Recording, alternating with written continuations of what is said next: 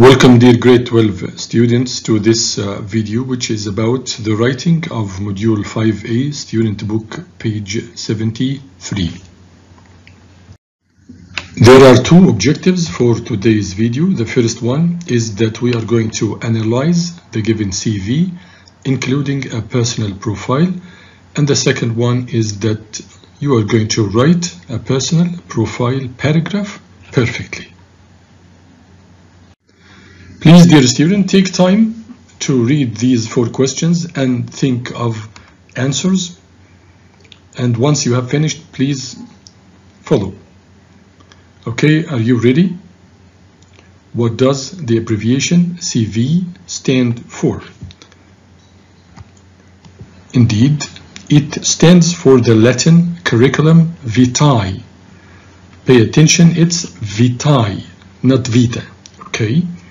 The second one, when do you need to write a CV? Generally, we write a CV when we apply for the university, a research program, a job, etc. Right? The third one, what is the difference between the CV and the resume? In American, it's pronounced resume. So it's either resume or resume. The CV is comprehensive. It's more comprehensive than a resume. The CV can have no length limit depending on your experience. So the more the experience you have, the longer the CV.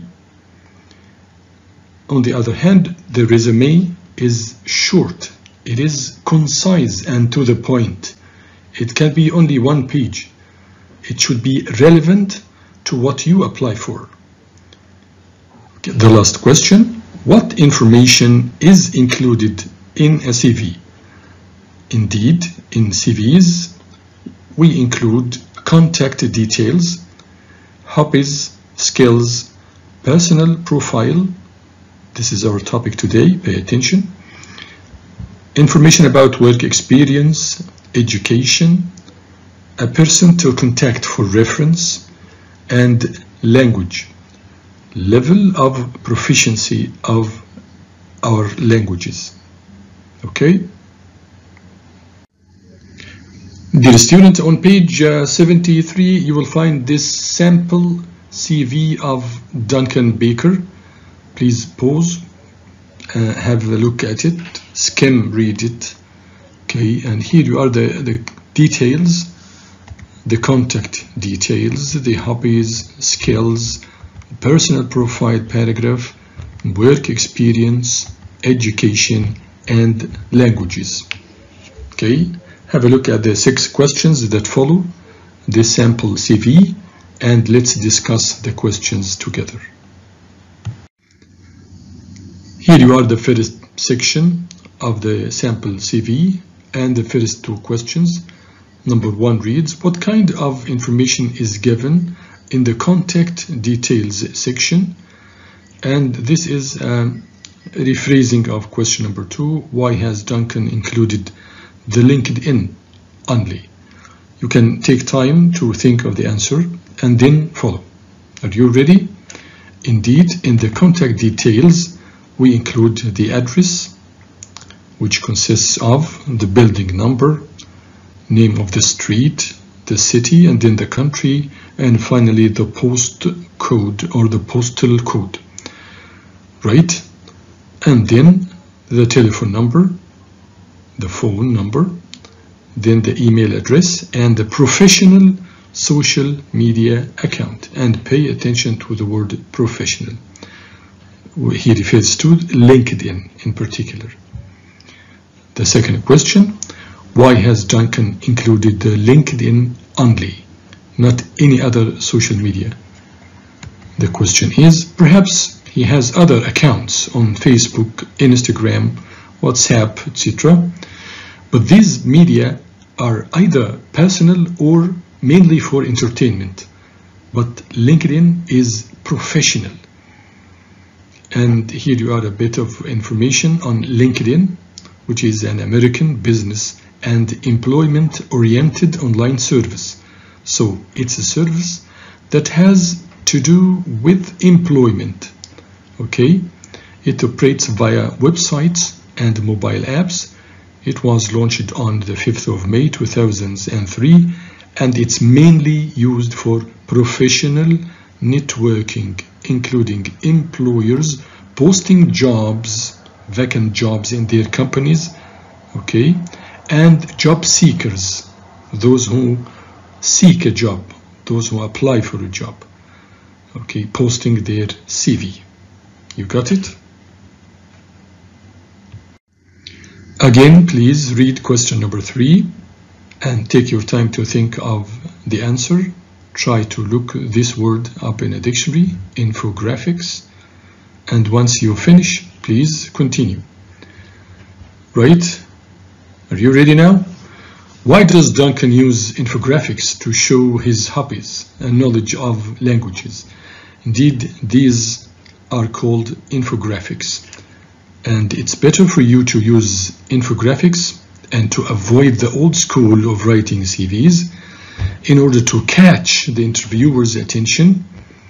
Also, infographics are quicker to read and easier to understand. Generally, make your CV as short as possible, since you don't have much to say or to write or to mention, and try to make it visually appealing, interesting to the eye. Okay, to do this, you can use charts like these, diagrams like these, and other pictures and tables, etc. 2 more questions right here. How did Duncan order the information in the work experience and education section, and why? How did he organize the information? To make the question simpler, did he organize or order the information from the old to the new, which means chronologically or in a chronological order, or from the new to the old? Think of this question. And the other question is, what's the reference? This section, reference, listed in the CV, what is it? What does he mean by reference, and why is it needed? Now pause, take your time, and then once you have finished, please continue. Ready? Okay. He ordered the information in a reverse chronological order. By reverse chronological order, we mean from the most recent to the least recent. Okay, it's very clear right here. Now he is doing a master's degree, and before he did a bachelor's degree, right? And concerning the reference is or includes information of previous employer. The employer is the company or the person who pays you to work for. Okay. Also, this section, reference section, gives the interviewer the opportunity to contact the reference and ask him for information on the applicant. This is the last and the most important question. What is the purpose of writing the personal profile? Pause, take your time to read the question, read the personal profile of Duncan and the 2 questions down here. Think of the answers to these questions and then follow. Are you ready? Okay, we write the personal profile in order to include information that is relevant to the job, that is directly related to the job you apply for. Okay? The personal profile section gives the interviewer an impression of your skills and how useful you will be to the company you are applying for. Right? This is why Duncan says, I'm a hard-working and energetic bilingual postgraduate student interested in helping historic city tours offer exceptional tourism services. He starts with the personal traits, the personal characteristics. He says that I'm a hardworking and energetic, and he shows his language proficiency. He is bilingual, which means that he is expert in using or speaking two different languages. Concerning the expression postgraduate student, this means that he has completed the first university degree, the BA, Bachelor of Arts, and then he undertakes further study at a more advanced level, the level of MA. Okay. Starting these three words with capital letters means that this is the name of a company. So he is helping historic city tours, this company, in order to offer exceptional tourism services. While studying for my degrees in tourism, I have gained valuable practical experience. So this means that he is experienced enough, right? I have gained valuable practical experience in organizing tours and making sure that all problems are dealt with quickly and efficiently. So this is what we mean by providing information that is relevant directly to the job he is applying for.